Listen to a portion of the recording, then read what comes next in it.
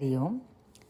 Mahodari मुक्तकेशी घोररूपा महाबला Ajita भद्रदा Ananta रोगहर्त्री Shivaprada रोगहन्त्री Shivpriya, whatever is there.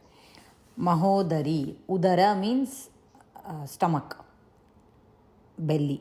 Mahodari, one who has has a very big stomach.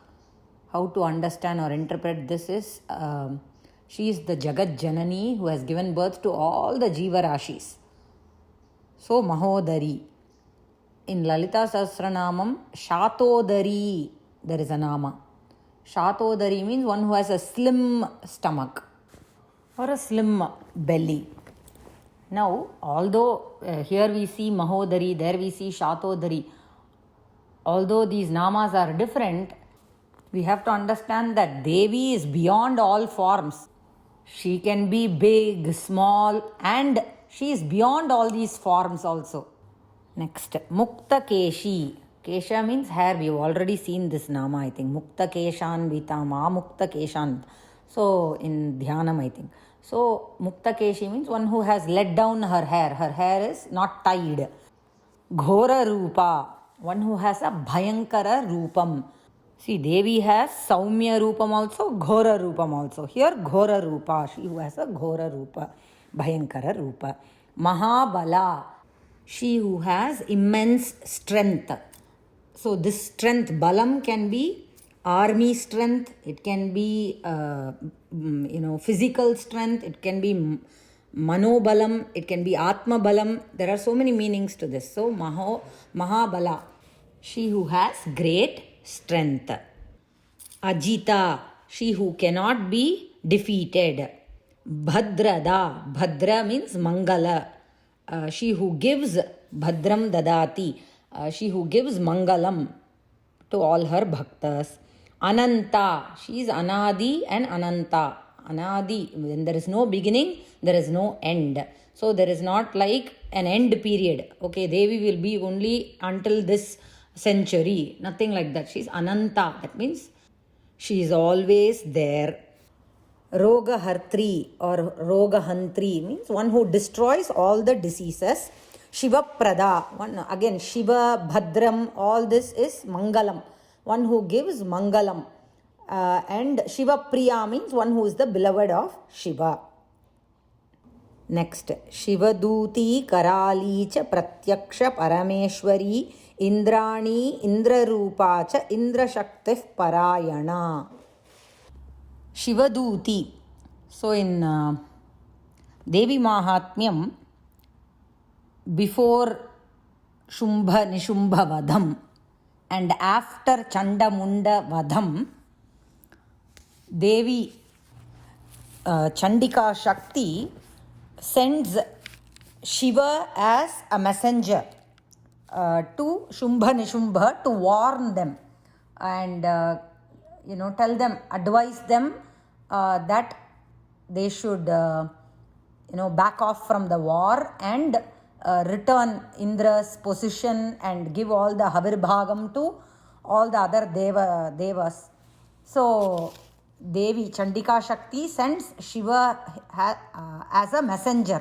So she gets the name Shivaduti because she sent Shiva himself as a messenger. She became popular by the name Shivaduti. That's how she gets the name Shivaduti, because she sent Shiva as a messenger.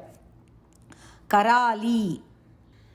There was an Asura called Karala, one of the armies of Mahishasura, one of the Asuras that Devi fought during Mahishasura Vadham. Karala, his name is. She who killed Karala. So Karali, she got the name probably.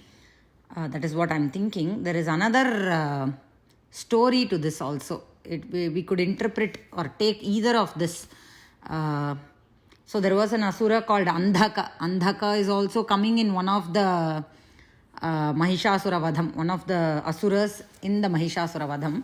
And also this Andhaka, his story is when Parvati she playfully closed Shiva's eyes with her hand, with her palm, and at that time everything became dark, and her hand was sweating, or one of the spark from the third eye, it could be anything, because Purana, no, it differs from one Purana. If you take Matsya Purana, it will have a slightly different version, and then if you go to Shiva Purana, it will be a slight different version.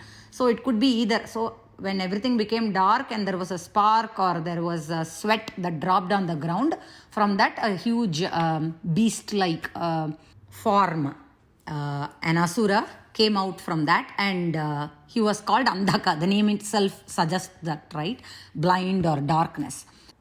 At that time, Hiranyaksha was without a child and he was praying for a child when Shiva and Parvati decided to give Andhaka to him to raise him. After he was given to Hiranyaksha, many of his cousins teased him, Andhaka. They teased Andhaka after Hiranyaksha died, and he had to become the king. His cousins made fun of him, saying that he is not fit to be and all that. So he decided to go away into the forest and do Ghora Tapas. So see, that's the beauty. Even if they are asuras, they do Ghora Tapas to attain what they want. That bhakti is there even if he is an asura. So he does Ghora Tapas, and during his tapas, how he does the tapas is he cuts off each of his flesh every day and gives that as an offering. So during the fag end of the tapas, there is no more flesh left. Only he is left in bones and nerves are there. When he decides to give himself as an offering, and then, Brahma comes and gives him a boon that, he'll be invincible, whatever boon he's asking for. And then Brahma says, you cannot ask for immortal, because once you take a body, you will have to die. So at that time, Andhaka says, when I wish for an unattainable thing, let my death come through that, whatever I'm trying to attain, unattainable thing, when I have a, desire for it, let me be killed by that unattainable thing. Then he comes back, he gets his kingdom, he rules for crores of years. And of course, being an asura, he becomes a trouble to the devas. And we have to understand that although he was raised by Hiranyaksha, his actual parents are Shiva and Parvati. Now, during his reign, during his time of ruling, he finds out from somebody about the beauty of Parvati, and listening to her beauty, he wants to make her his own. So he decides to make advances for the same, and during that time, Shiva, they have a yuddham. Andhaka and Shiva, they start to fight, and Andhaka has a boon that whenever he's hit and a blood drops from his body on the ground, thousands of Andhakas will, with the same balam, will come out from that blood. So the more blood that falls, more Andhakas will come. So this was the problem during the Yuddham, that how many ever blows Shiva gives him, more Andhakas were coming out of his blood, were emerging from the blood, drops. So at that time, Shiva calls Karali, one of the Shakti forms. She is also believed to be one of the Matrikas in some places. So she comes like Kali. She also opens her mouth wide and drinks the blood before it drops on the ground. That is the plan. So if she drinks the blood before it falls on the ground, he'll be dried out. There will be no blood left and he can be killed without allowing other Andhakas to emerge. So she does the same thing. So that's where this Karali Nama comes.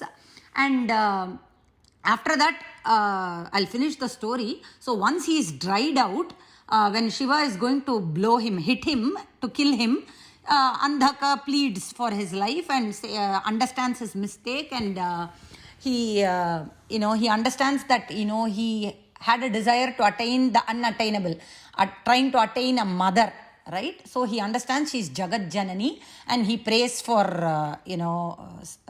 to Shiva for sparing his life. And then Shiva gives him an idea, telling him, go do tapas in a way that you will forget what happened, because it's very hard, right, when you have such a memory of wishing for your own mother. So he goes and does Ghora tapas, and then he becomes one of after the tapas he is given a boon and he becomes one of the Pramatha Ganas itself. He's included in one of Shiva Ganas. That is that story, and that's how the Karali, that is the Nama there. So there are two versions to it. It could be that Devi killed Karala Asura and so she's Karali, or it could mean this story of Andhaka also. It has gone beyond 10 minutes. I will cut and send the next recording. Thank you, Ram Ram.